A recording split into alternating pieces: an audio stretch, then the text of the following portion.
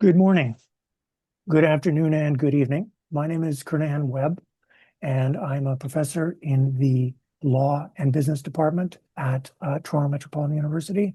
And more importantly, for the purposes of this session, I'm the director of the Toronto Metropolitan University Institute for the Study of Corporate Social Responsibility.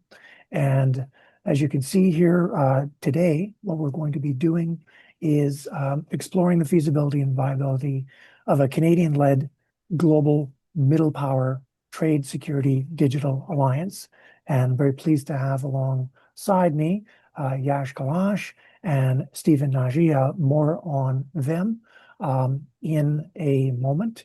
Just to say here very briefly at the beginning that all of these CSR Institute sessions are animated by the idea of how can we engage in constructive discussions about topics that are of pressing significance. And certainly the shifting sands of the global architecture for decision-making and action is a good example of a pressing issue requiring our attention.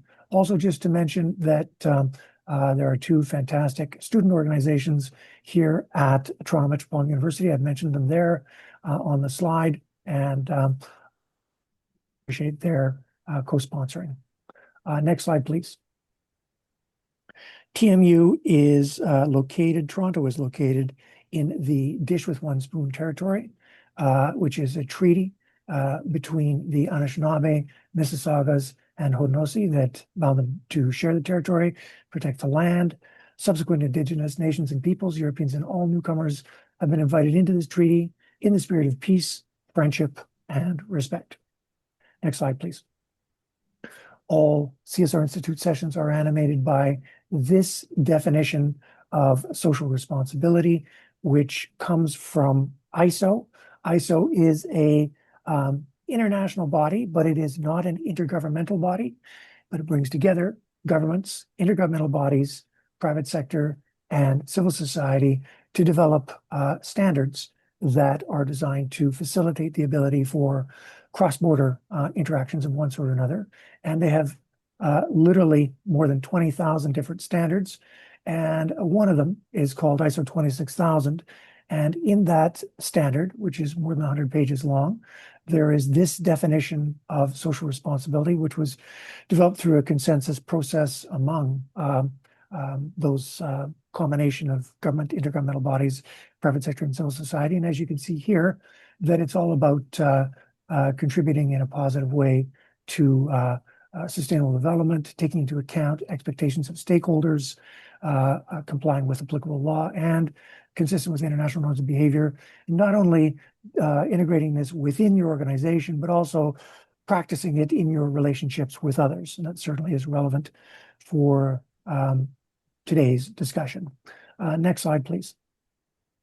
The other animating concept for CSR Institute sessions is this concept of sustainable governance, which basically just suggests that given the sorts of issues that we face in the 21st century, which are oftentimes interjurisdictional and are fast-moving and complex, the best approach is to draw on the unique capabilities of each of the government, the private sector, and civil society through their unique sets of instruments, institutions, processes, and actors. And sometimes that's all about collaboration, and sometimes there's more of a check and balance, rivalrous dynamic. But that combination, the suggestion is made, is more likely to lead to successful solutions of one sort or another than is proceeding in various different little individual tubes and channels operating independently. Next slide, please. Institutions, rule instruments, processes, and actors are all terms that are defined in the sustainable governance taxonomy. I'm not going to repeat them here, but suffice it to say that when we talk about rule instruments, it's not limited to laws and treaties. It encompasses things like ISO standards and so on that are outside of the intergovernmental context. Next slide, please. Many things going on here at the CSR Institute. You'll see here on January 16th and January 23rd, there's some interesting talks coming up. Everyone is welcome to attend. And if you want to just know more about the CSR Institute, just Google TMU CSR Institute, and that will take you to our webpage where you can find out about everything, news, events, upcoming sessions, that sort of thing. Next slide, please. So we have, in addition to myself, we've got two really excellent speakers here. First, Yash Kailash, Senior Fellow at CG and an expert in strategy, public policy, digital technology, and financial services. He's got a lot of experience in emerging markets, as you see there, spanning a number of different industries and sectors, and looking at them in terms of impact on geopolitics. He's had a varied career in a lot of interesting transit spots along the way, leading up to today. And I'm sure drawing on lots of perspectives and insights that he's picked up in those various different things. Academically, he's got an MSc and a BSc, as you see there. And he's a very prolific commenter on a lot of things. I really encourage you to check his on CG, on the CG website, where you will see a list of his articles, which are many and varied, and also he's a co-writer of working papers and so on for CG. Next slide, please. Stephen is another extremely qualified and capable person for opining on today's subject. He is a professor of politics and international studies at the International Christian University.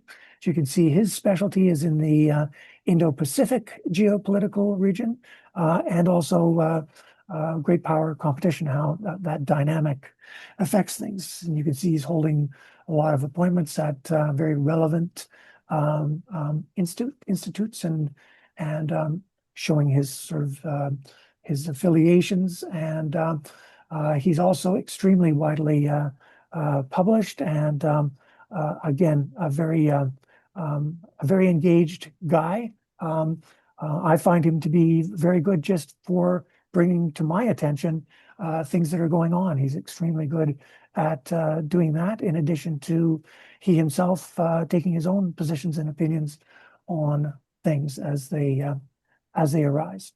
Next slide, please. In terms of myself, so I'm here at TMU, and I'm a legal guy, so a lot of the focus of my work has been on innovative approaches that are basically either legal approaches or they are what you could call beyond law approaches.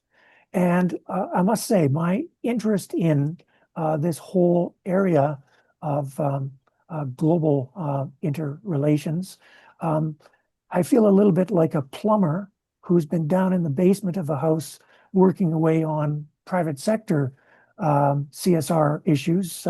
How can we improve the positive interactions of the private sector and minimize the negative ones? And all of a sudden, I'm hearing a lot of yelling outside of the house. And so I'm dropping my my crescent wrench, and I'm jumping out of the house in my plumbing, and I'm seeing, looks like there's somebody coming along, potentially with a bulldozer, that's going to take down the entire house. So it's time for me to stop looking at the plumbing and realize that I need to come up out of the house and start about what can I do to ensure that the house itself keeps on going. So that explains why it is that I, and also the CSR Institute, has kind of taken a little bit of a left turn or a right turn to address these broader issues, because they all impact very directly on business impacts. So at any rate, next slide, please. You can move on to the next slide after that. And just to say, because we do have people patching in from around the world, that if you do have a question or comment during this session, what you can do is email me, and I will do my best to fold in your questions or comments into the deliberations. So thanks, Luke. That takes care of that. So with that out of the way, what we're going to do is each of us is going to spend about 5 minutes just kind of um, presenting our immediate thoughts with respect to the question about the feasibility and viability of there being a global middle power alliance, and the feasibility and viability of Canada playing a leadership role, not the only one. So that's what we'll all be commenting on. I'll just get the ball rolling. First of all, when I say middle powers, I'm talking about governments, states that are exerting strategic and economic influence internationally while avoiding reliance on military coercion. So they're not a state that is using their military powers, whatever those military powers would be. They're more attempting to exercise strategic and economic influence internationally. So what I'm basically suggesting on my side is that when middle powers act collectively, they have enhanced potential to meaningfully influence the direction and substance of the global decision-making architecture. For example, in support of the international rules-based order. And they have an enhanced potential to promote and protect their own interests and autonomy. And they have enhanced potential to meaningfully influence the cost-benefit calculus of great power choices at the margin, especially in domains where legitimacy, markets, mobility, and standards matter. These are all areas where middle powers, when they act collectively, can have some influence. So I'm not suggesting that this could require a withdrawal by the middle powers from interacting with any other country or participating in any other existing international arrangement or new one that happens to come out in the future, but rather to just add into that a new entity. And I'm suggesting that it would be valuable to have a single institutional roof where the middle powers can confer and potentially develop common positions on issues of common concern. And the idea of there being a single institutional roof is because by having that, the transaction costs of middle powers getting together to develop common positions is reduced because there's a pre-existing structure and there's a pre-existing decision-making process for that structure. So we can get together as middle powers and develop common positions more easily than we could if we were doing this in an ad hoc way on a one-off basis. So the single roof, which could be called for current purposes the Global Middle Power Alliance, would have a distinct identity and an identifiable set of interests that are potentially different than those of some of the other participants who are participating in other global deliberations, be those of the UN or of any other regional grouping or the G20 or anything like that. So the driving idea is not so much to create an institutional entity that is against any other nation or group of nations as it is a positive assertion of an intention by middle powers to fully self-actualize, to draw on the unique but common characteristics and capacities that middle powers possess. And if we were to kind of view the world as a whole and all of the countries in them as being individual pieces in a global jigsaw puzzle, we can see right now that there are clusters of those puzzle pieces that have already been put together. For example, there's a kind of an EU plus cluster of connected pieces. So that would be, for example, the Comprehensive Economic and Trade Agreement between Canada and the EU.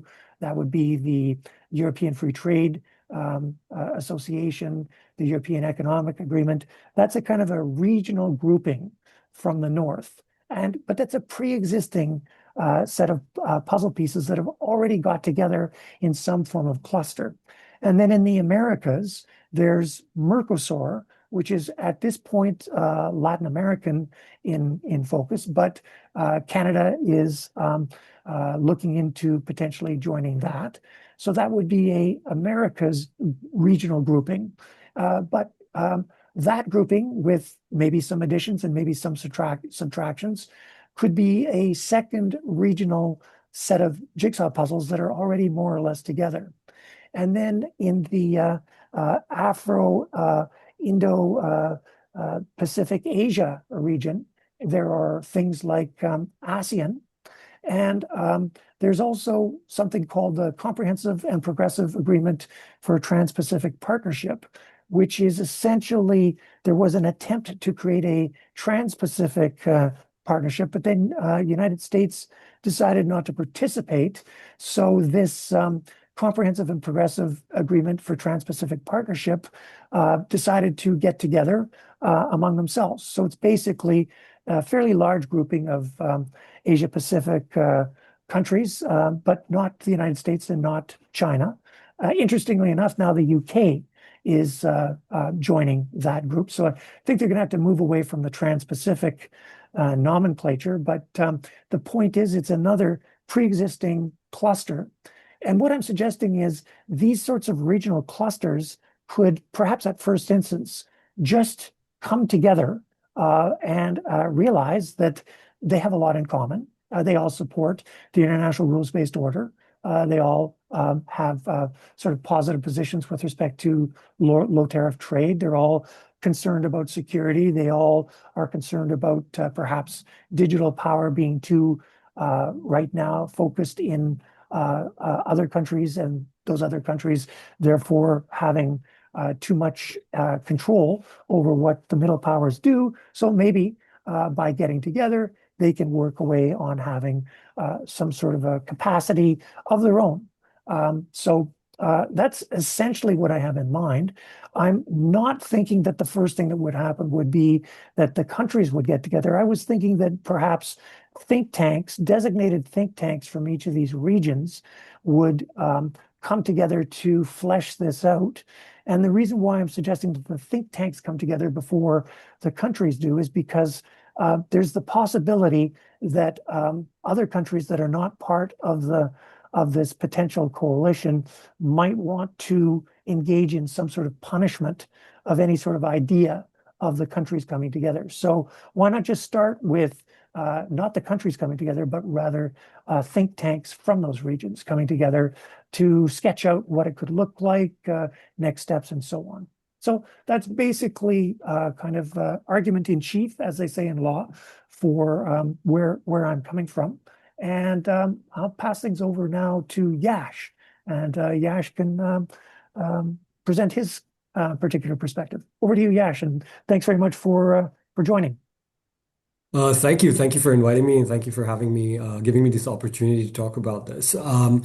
Very poignant topic. So to begin with, I'd probably, set my remarks on what's happening in the world and how I see it. In my opinion, we've entered a world essentially marked by fragmented geopolitical economy, where interdependence and insecurity essentially coexist at this point of time. Today's international system can be less described as, as the old adage goes, of a global village, and more of a fragmented block system, shaped by strategic distrust, digital fragmentation, and recalibration of our economic ties as we're seeing unfold.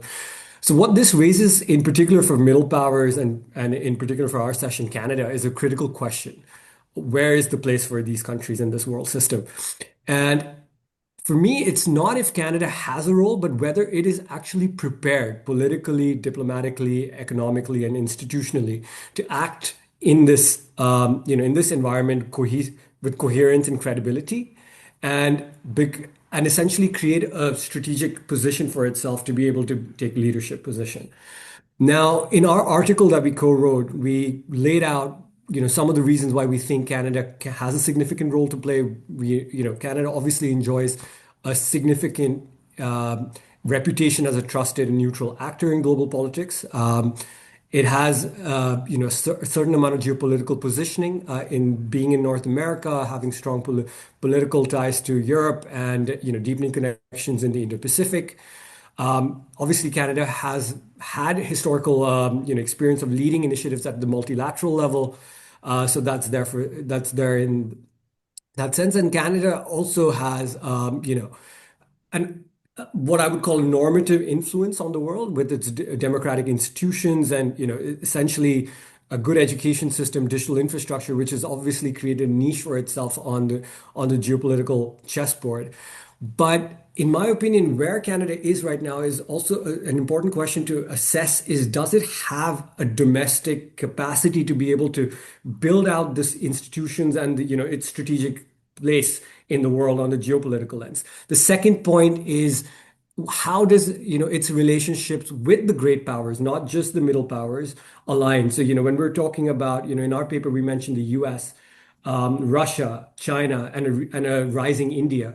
How those relationships will play out, whether Canada has the leverage to be able to, win some of those, arguments, or particularly in the domains of economics or in digital, and then be able to, develop a sort of coherent model for bringing in other middle powers to say, hey, we can leverage our, our position here.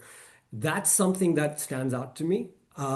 And I think that it's essentially these two factors which will play. Now, if I break this down and go a bit deeper, on a domestic front, Canada for me, whether it has the strategic coherence, whether it has the policy, yeah, we've spoken a lot about Canada's Indo-Pacific policy. There is a lot of interest in that space, but it has been rather reactive than in nature rather than being able to anticipate the issues that are existing. Canada's position vis-a-vis China seems to be not very cohesive and clear in terms of where that relationship is going, how it builds on some of its strategic engagements with partners in the region. For example, India again seems to be reestablishing, but still not revitalized to the level that it would need to be. And again, with partnerships around the ASEAN, we've seen that there have been attempts, but have those attempts really institutionalized, led to real coherent policies that can be implemented, where the relationship can be formed? Those are still up in the air. I think that remains a challenge. Where does Canada go from there? Can it build that alliance? I think the capacity is there, definitely.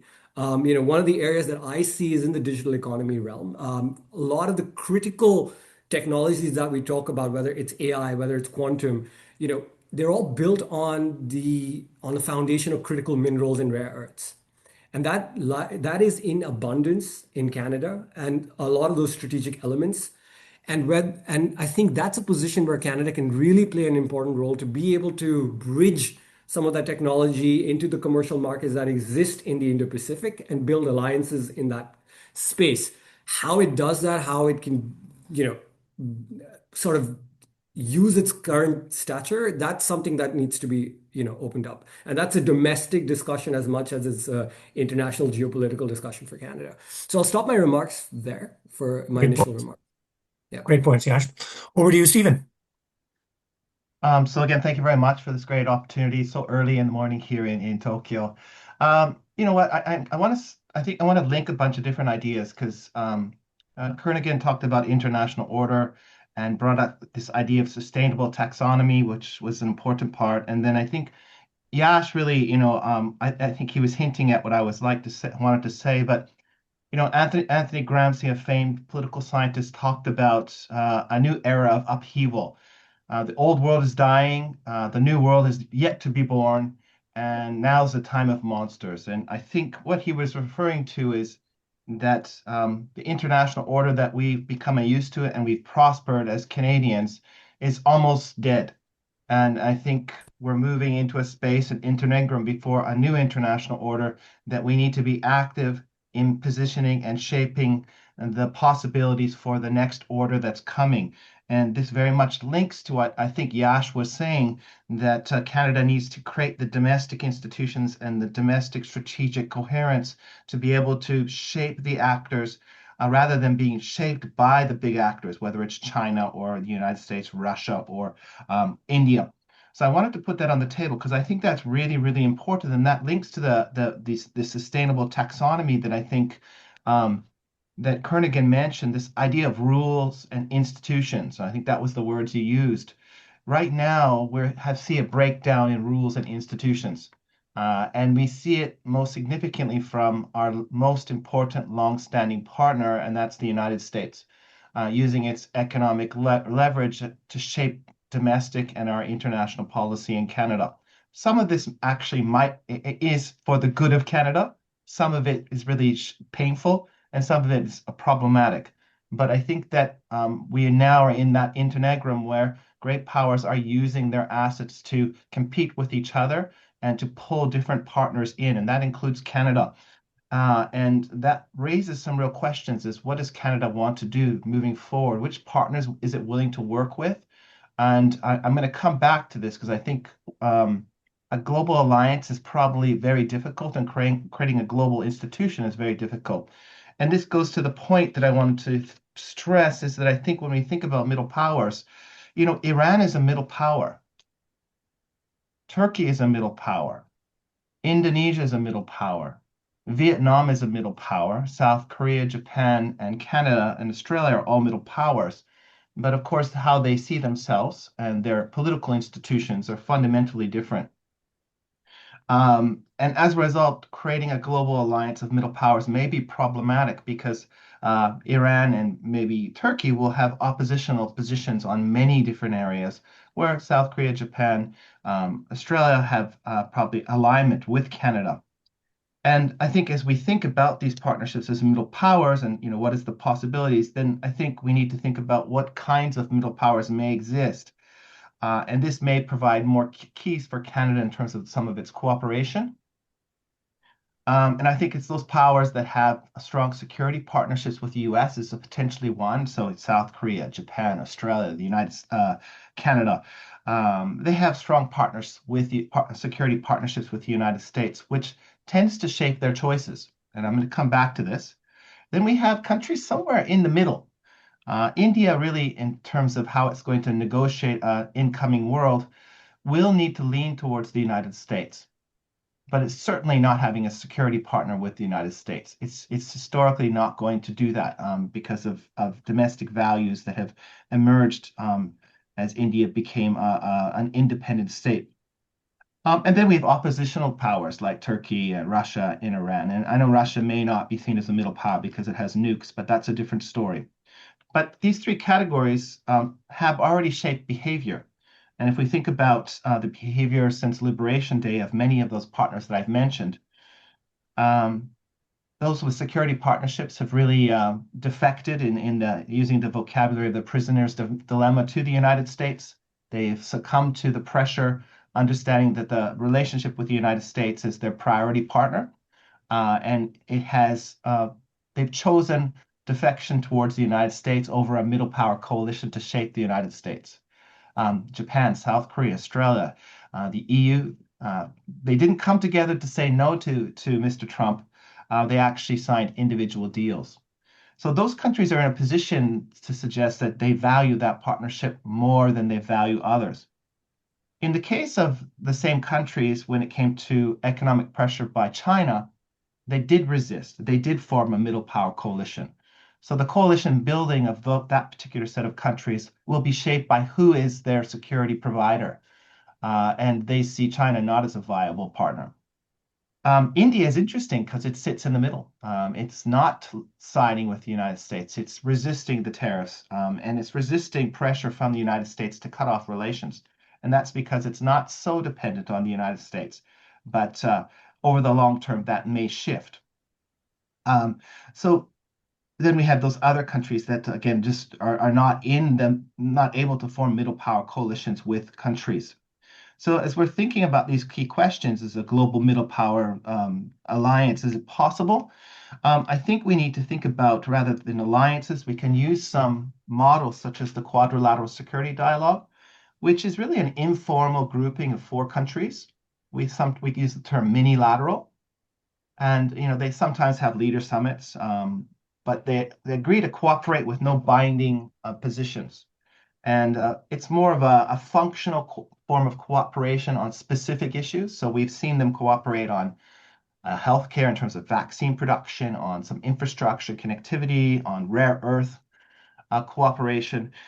I see middle power cooperation in this kind of loose, untethered kind of cooperative network is probably a likely form of middle power cooperation.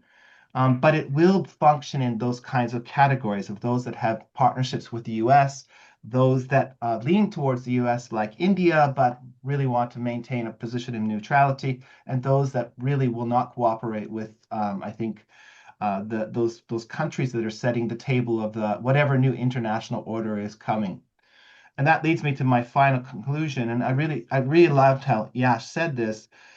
Do we have the domestic coherence and strategic insight to think about what world is coming? And do we want to be part of shaping that world? Or I usually use the expression, do we want to be at the table or do we want to be on the menu?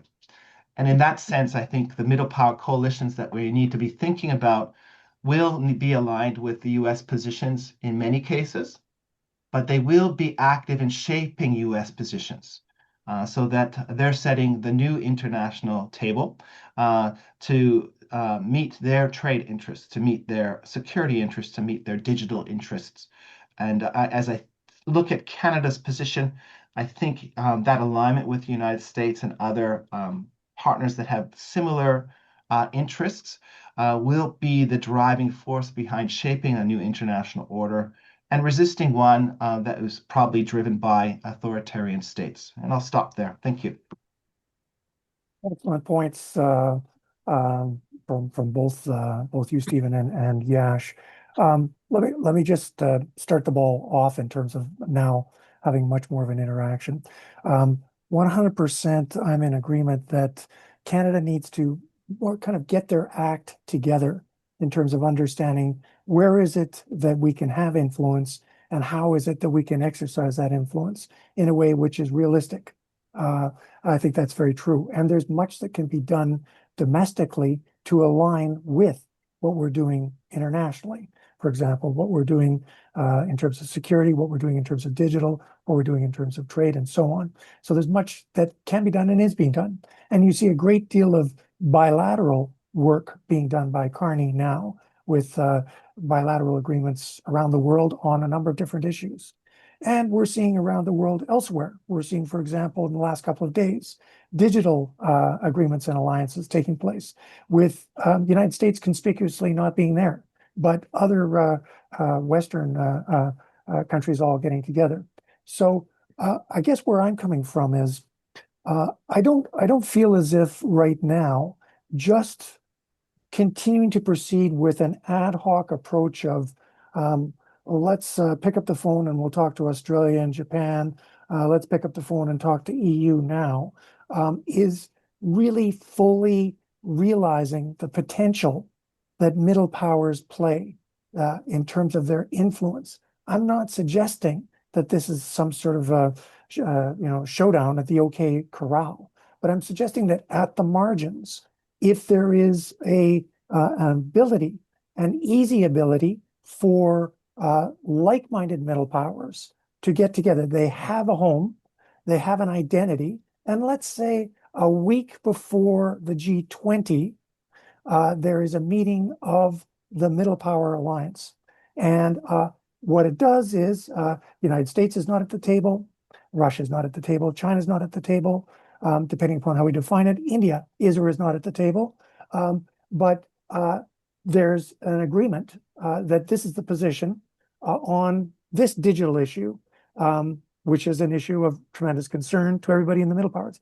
And this is the position with respect to trade or whatever. Not an adversarial position, but more to recognize that actually the middle powers do have latent power to influence global determinations of one sort or another, that if they do not act together, they will not have near the same degree of influence.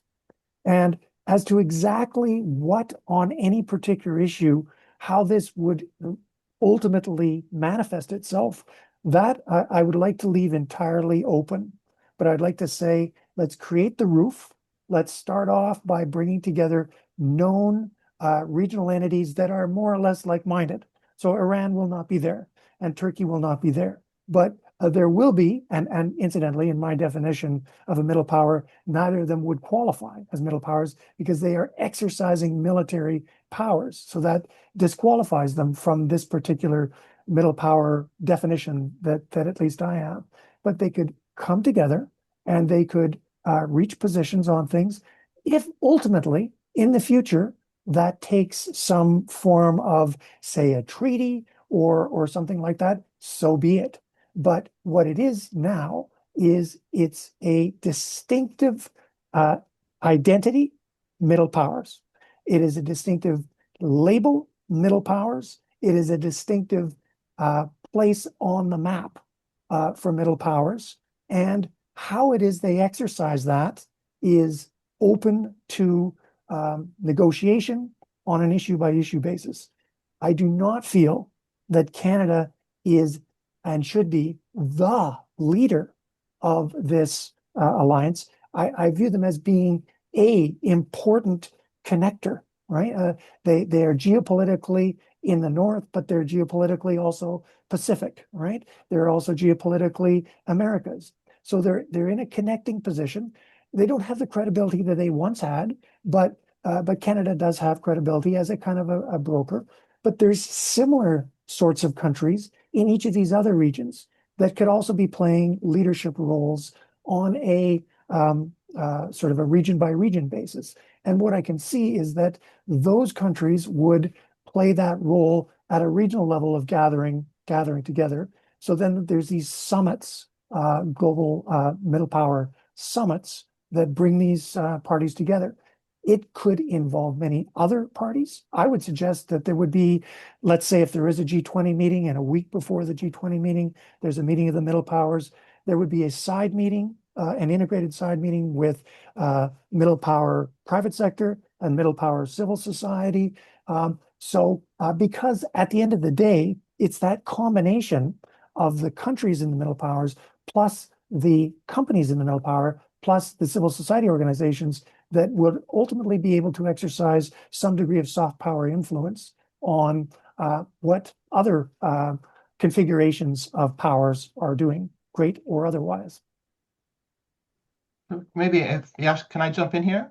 Yeah, please go ahead, please. So I'm just going to focus on the Indo-Pacific region. So broadly defined from, let's say, North America, South America to the Pacific Islands through Northeast and Southeast Asia towards South Asia and the east coast of Africa. This region could best be defined as very politically and religiously and economically and developmentally heterogeneous. And I think as Canada thinks about negotiating this through middle power coalitions, it has to form very flexible partnerships with all different kinds of states. So Yash brought up rare earth materials processing. One of the key partners eventually will be Myanmar. And Myanmar is not exactly a state that resonates in terms of Canadian domestic values. Um, Vietnam will be an important partner. India is, by some measures, from Freedom House, it says it's dropped in terms of the quality of democracy. We have to play with the partners that are there, not the partners we want. And I think the partner formula will be different depending on the issue. Rare earth materials will require a certain partnership. The recent rise, I think, in terrorist attacks against many different groups will require a different partnership and will likely require us working with Turkey and others. So it will have to be very much a functional and ad hoc form of cooperation on issues facing countries at the day-to-day events. And then as we think about shaping the next international order through existing institutions such as the G7 or the G20, I think I think Kernighan's proposals of certain middle powers coming together is worth considering. It's what is the kind of, again, issue specific formula that they want to focus on this year? Do middle powers want to work on um, preventing the weaponization of economies? Is that something they want to focus on this year? Do they want to focus on energy security, which has become, I think, critical in the context of the conflict between Ukraine and Russia? Or they want to focus on food security, which has also been very destabilizing for the global South in the context of Ukraine and Russia. So I think like the G7, like the G20, they have issues that they would like to address this year that have longer term implications. And here we may see more possibility for inclusive middle power cooperations that bring together various states. But at the same time, we need to be conscious that some states like Iran and Russia and China are aligned in wanting to reshape international institutions in ways that reflect their geopolitical priorities. So just a few thoughts based on Kernighan's intervention. Thanks, Stephen. Over to you, Yeah, Yash. yeah, I'll just like to come on that. I do see a space for, interest-based, subject matter-based alignment on these kind of topics. Whether how deep the institutionalization of those relationships are, I mean, I think that's contestable. But, just to give an example, on the 6G front, on the telecom networks and 6G, Japan has been a consistent leader in that space in terms of, at least within the Asia Pacific region, on leading the standards and development of electronic capabilities, hardware, etc., on that, which has, of course, had a lot of influence on, smaller countries within the region and other middle powers, whether you think about Indonesia or Vietnam, as we mentioned. So there is scope for that kind of engagement. But I do think that, with all this stuff, with what we're talking about today, the question of sovereignty within middle powers is also something that we need to think about. Sovereignty as a concept, historically, we've seen it in terms of borders. But what I mean by sovereignty today is normative sovereignty in terms of the influence you have in your country in terms of shaping your institutions, but also in terms of digital technologies and the per se the sort of influence that you have with digital technologies into your economy, whether you're talking about digital currencies and things like that, or social media platforms and things that have social influence. So for me, when I think about a Canada perspective in all of this, it's really it comes down to how much capacity do you have to not be dependent on some of the major powers and to be able to on these critical areas around digital technology and having policy autonomy on things like monetary policy, etc., and then to be able to use that position to influence your partners around the world to say, hey, look, I am setting an example of how to be not dependent on a major power, and that allows you to build a position, in my opinion, of showing a path for other players, other middle powers to be able to say, okay, there is potential here, and I think that's where nations like Australia, Canada, Japan have to show leadership quality and capability, and that's why I think the importance comes down on domestic interest. How much domestic interest do you have to build your capability, to build your institutions, and and then obviously exert that on the geopolitical side of things on the international level. I think Canada has been moving forward in that space. I was recently part of Track 1.5, and I think this is very important because with India on critical minerals, and what this allowed, what this showed us was that the role of private sector and civil society in sort of engaging on these topics will play a very important role, maybe at the initial level more so than governments. And what we, with the G20 and G7, we've seen the sort of interest groups like the Business 20 and the Think 20 and Think 7, etc. What we've seen is that the recommendations that come out of that do have influence on states. So if we can form, a sort of a B20, a business interests around these critical digital technologies or minerals or any other kind of topic are within the middle power framework, I do think that can have influence on things like standards and norms around these kind of technologies. So I think that's something where Canada can play an important role, and obviously with the help of other powers like Japan and Australia in this space. Can I just clarify something here? When I say creating this single roof, if you think of in communities, there will be a community center. And in that community center, on any given night, there will be a taekwondo in there. And then the next night, there'll be a choir. And the night after that, there'll be hockey or whatever, right? And that's what I'm talking about, creating a roof that will allow different configurations of middle powers to come together on a year by year basis. Obviously, you can meet more than just once a year, but having that opportunity to decide these are the sorts of issues that we have in common, this group has, and these others are going to sit on the sidelines for this one because they don't feel this is important. That's fine.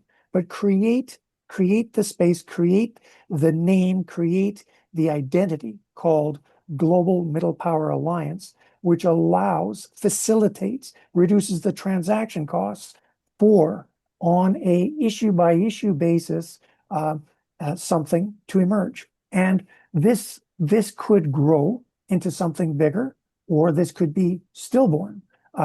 But when I look at, for example, the meeting that just happened, G7 meeting in South Africa, well, the United States decided not to turn up.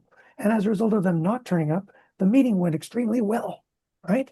Because everybody other than the United States was there. And so finally, they could actually come together for a statement on X or Y. So this does not mean that there will not be a future meeting where the United States will be there. And this does not mean that the United States has a lot of influence over a lot of middle powers. And so that remains a kind of a weight of where things are going. So it's really to create, first of all, the identity that we, as a particular set of countries, have a particular set of interests. And those interests on some issues are going to be different from those of others. Here they are. Here they are. Here's what we are doing. Here's how we're modeling good behavior. Here's how among ourselves we're going to further our capabilities by working among ourselves, improving our digital capabilities or military capabilities or whatever it might be, while continuing to be a participant in good standing in these other sorts of things. So exactly what it would do on any particular day or year would depend upon who wants to participate in what, but there would be the structure for it and there would be the identity for it.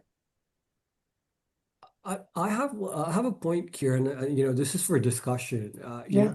Historically, institutionalizing any sort of movement has required some kind of great power interference, right? The U.S. has played a very important role financially in setting up a lot of the institutional capacity that we see with the existing institutions. So given that the Middle Power Alliance, if we are looking to institutionalize this, that raises the question, which nation will fund this? Or will it be a group of nations that fund this on an operational level? That's my first point. And I don't know if that capacity exists within the middle powers at this point in time to do that, or the interest. The second point I'd like to make is, the middle powers, how we've defined them. The question is that, do a lot of those countries actually see themselves as middle powers? You think about Turkey, it sees itself as a regional hegemon, or at least trying to be one within the West Asia or Middle East, however you want to call it. And it will gradually look to leverage its civilizational history and, calls itself a civilizational state and move up the ladder of that taxonomy that we've created. So a lot of those nations, you could have a similar viewpoint, with Indonesia in Southeast Asia, given its stature and its economy and its military capability. So, on a lot of those topics, can we see eye to eye on, whether these nations actually see themselves as, as a middle power in the first place? That becomes a question. And in that scope, I do see some alignment in terms of, how Stephen put it, particularly on the Anglophone middle powers, whether it's Australia or in Canada, and similar value systems in Japan in terms of democracy, there could be some place to play. But in the larger scheme of things, there is a challenge here, and I would love to hear everyone's viewpoint on this. Just quickly on the identity point, they don't necessarily see themselves as middle powers. Fair enough, fair enough. And that's one of the values of creating this identity is for countries to realize, you know what, we actually qualify. We fit. We actually have these things in common. We don't have these other things in common, but we have these things in common. And for these things that we have in common, if we actually come together on those things that we have in common, we can potentially take positions that will be respectful of our autonomy and also further our interests in a broader theater, whatever that broader theater might be. So that's the identity point. And again, if you think of a playground, children in a playground, if there is one individual in that playground that is pushing the others around, and everybody else just continues to just play among themselves, then that one individual will continue to push things around. But if they realize, you know what, even though I don't like Johnny and Johnny doesn't like me, but here is where we have some agreement. Johnny and I don't like to be pushed around by this other one. So we're going to get together. We haven't up until now seen ourselves as allies, but now we're realizing we have this in common. So for this, we will work together, but we will respectfully maintain our very significant differences otherwise. So I don't see that as problematic. On the funding front, I'm not so worried about the funding front. Maybe I should be. That strikes me as being an operational issue that can be worked out. I do have some ideas even for revenue generation among this group, but I'll leave that aside for now because I do think that's kind of getting into the weeds. I just don't think that the funding issue is going to be the key stumbling block for this happening or not happening. And universities here play a really critical role. And the universities play a critical role because they're supposed to be honest brokers. They're supposed to be places of learning.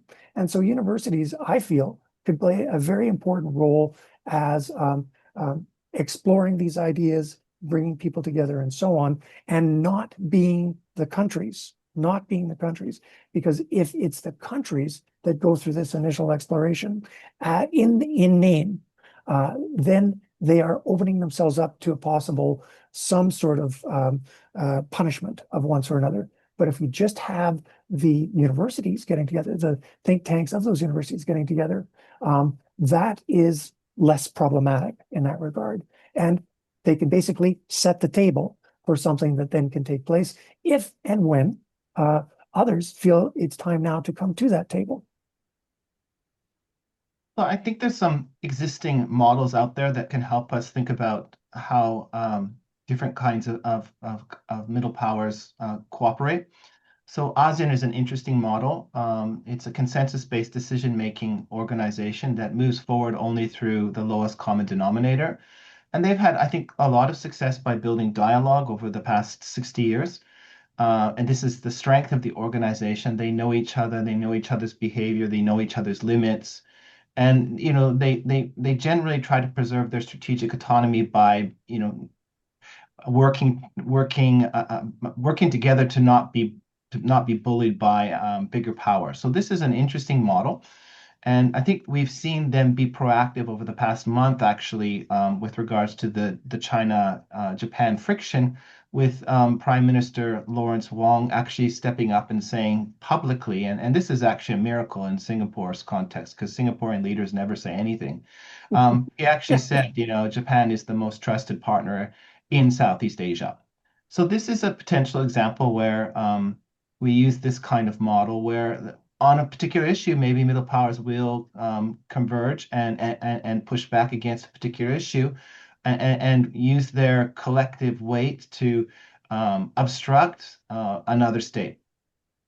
I think this is more successful, like I said, against a rising hegemon like China that is really wants to change the institutional DNA of many institutions, and less successful against countries like the United States. But this is a model. I mentioned the Quad as well. The Quad is not, is an informal agreement, really, and sometimes they cooperate, sometimes they don't. What I like about the Quad is that India, as a developing country, is at an equal position to three developed countries, and I think this was an intentional construction where it counters these narratives that the world is led by Western countries, and I think this is the strength of the Quad, and may provide again another framework where there is the formula of cooperation changes, and sometimes India takes the leadership role, sometimes Japan takes the leadership role, sometimes the US takes the leadership role on specific issues. And I think these models may be a pretty good framework at a kind of minilateral or multilateral level. And then I think there's a real space for for universities at the non-state level to collaborate on various kinds of issues. And I think, although we've talked about trade, security, and digital space, I think there's a real place for cooperation in terms of disinformation in the cyberspace. At the university level, building consortiums that help us deal with challenges of disinformation and cyber. I use this example because I think this is where we can bring in um, actors like Taiwan, which it's limited in how we react or act with Taiwan because of our one China policy. But again, Taiwan's an interesting and important candidate to help push back against disinformation. So this is an interesting opportunity, and the constellation on disinformation could be as wide as Ukraine, South Korea, Taiwan, Canada, UK, because they're all on the forefront of these issues. So I think an issue by issue construction that is flexible, both at the non-state and minilateral or multilateral level is important, but it has to be sustainable and meaningful and have something that we can quantify in terms of results. And Yeah. we've had some examples like MICTA. MICTA was Mhm. initiated by South Korea. I think you know this. It includes Turkey and Indonesia, Korea, and Australia. Not really any take homes. They had some nice parties and a lot of barbecues in Korea, but not really any take homes. So, and I think it was because it didn't have enough flexibility and enough coherent ideas where they were aligned. But that's maybe a negative example, and the Quad and ASEAN as positive frameworks. And then, as I mentioned, university consortiums is a great possibility to build coalitions at the non-state level. Terrific. Just a quick add, ASEAN has evolved. ASEAN, where ASEAN was 10 years ago and where ASEAN is now, it has evolved. And that's also what I would have in mind with this global power, middle power alliance is that it could evolve. It could show a capability with something fairly modest, and then that turns into something a little bit less modest the next time around. So great examples. I must say, a year ago, it never would have occurred to me to do any of this, but I think all of us and the world is revisiting some assumptions about how things must be, right? The old institutional take it for granted. Well, we can't take it for granted. So we're in a position now, briefly, the window is closing for us to provide something new. And that's certainly where I think we're all coming from here today. Just one last point. I think, Canada's middle power identity really emerged in the 1990s when we were in a very privileged position. Mm. The Chinese economy, was just coming out of the Tiananmen Square massacre. The Indian economy was not really in existence. Indonesia wasn't, ASEAN wasn't. But today, the Indian economy is going to be number four pretty soon. I think by Yeah. 2027. Indonesia is a country of 350 million, a very significant player. ASEAN, 650 million, $1 trillion economy. Um, those countries that I think we used to preach to, they don't need Hmm. preaching anymore. No, no. They need alignment on national interests and I think respect for their successes and their differences. So I think and it goes really, Yash mentioned this in different ways, but we need to, fundamentally update what a middle power in the Canadian context means. What is our assets? What is our comparative advantages? And where can we use these in forming different kinds of formulas of cooperation ad hocly? But then again, thinking about that long term, what is the new international order and how can we be at the table in terms of setting? And we need to be at every single opportunity to set the menu. Mhm. Otherwise, we will be on the menu. Yeah, Yeah, I think, I'll sort of echo what Stephen said. Firstly, I think identities and capabilities and incentives have shifted over the last few decades, in terms of, where the global south was, particularly in the Indo-Pacific. We've spoken a little bit about India. India's understanding of itself has transformed, in the last decade or so. Doesn't see itself just as a nation state, much more as a civilizational state, reviving its old sort of capabilities and position in the global order. And I think that will continue with a lot of the other, powers that we've spoken about today. And for Canada to make this a success, it's about accepting that and having pragmatic understanding of where its position bilaterally lies with a lot of those countries, and retuning its relationship. So I think that is going to be important, and going forward, I think Canada has a lot to actually offer as a global convener, as a historical understander of how multilateralism works historically. So I think that's a position that Canada has to take, and really drill in. And yeah, I think that's where I'll probably stop here. excellent. Well, gentlemen, really good hashing out of the issues to the extent that you can in an hour. I mean, obviously, we are just skimming over so many things, but I think we've fleshed out some things that were not fleshed out before now. In fact, I'm thinking of some sort of a follow-up article, which would be how could this work along the lines of some of the things we talked about today, and perhaps the two of you would be interested in participating in that article. Certainly based upon your comments today, that you'd be welcome participants on that. Make the arguments all the stronger. But time has run out on us. I could use a hockey metaphor here, but I won't. Just to say thank you very much for those of you who are going to have a good holiday break. Have a good holiday break. Looking forward to interacting with you in various different capacities in the future. And thanks again on behalf of Toronto Metropolitan University and the CSR Institute for taking the time today. And indeed, late at night, extremely impressive to participate here today. Thanks again. Thanks very much, guys. It's great to be in touch, and we'll be in touch about some kind of article. All the best. Off to Definitely. Thank bed. you Bye so much. bye.